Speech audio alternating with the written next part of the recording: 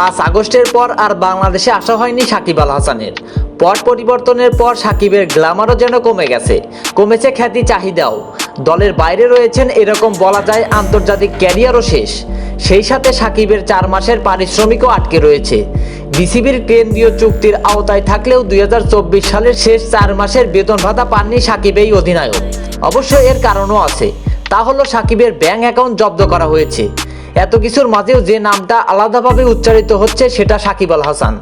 বাংলাদেশ ক্রিকেটের অবিচ্ছেদ্য অংশ হয়ে থাকা সাকিব বেশ কিছুদিন ধরেই নেই লাল সবুজের জার্সিটার সঙ্গে, কিন্তু গেল বছরের কেন্দ্রীয় চুক্তিতে ঠিকই ছিলেন তিনি। আর সেই চুক্তির সাপেক্ষে বিসিবি থেকে এখনও 48 লাখ ট্যাক্স বহির্ভূত পাওনা তার। আগস্টের পর রাজনৈতিক হালচাল বদলের পর সংসদ সদস্য সাকিব দেশের মাটিতে ব্যর্থ হয়ে পড়েছেন, যে কারণে খেলতে পারেননি দেশের মাটিতে দক্ষিণ আফ্রিকার বিপক্ষে টেস্ট সিরিজ। অথচ সেই সিরিজ দিয়েই বিদায় নিতে চেয়েছিলেন সাদা পোশাকের ক্রিকেট থেকে। এত কিছুর মাঝে বিসিবি থেকে তার পাওনা বেতনও এসেছে বকেয়া।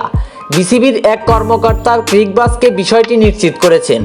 জানা গেছে ব্যাংক অ্যাকাউন্ট জব্দ থাকার কারণে গেল বছরের সেপ্টেম্বর, অক্টোবর, নভেম্বর এবং ডিসেম্বর মাসের বেতন পাননি সাকিব, যে কারণে ট্র্যাক বাদ দিয়ে গেল বছরে বাংলাদেশ ক্রিকেট বোর্ড থেকে তার পাওনা টাকার পরিমাণ গিয়েছে 48 লাখ পর্যন্ত।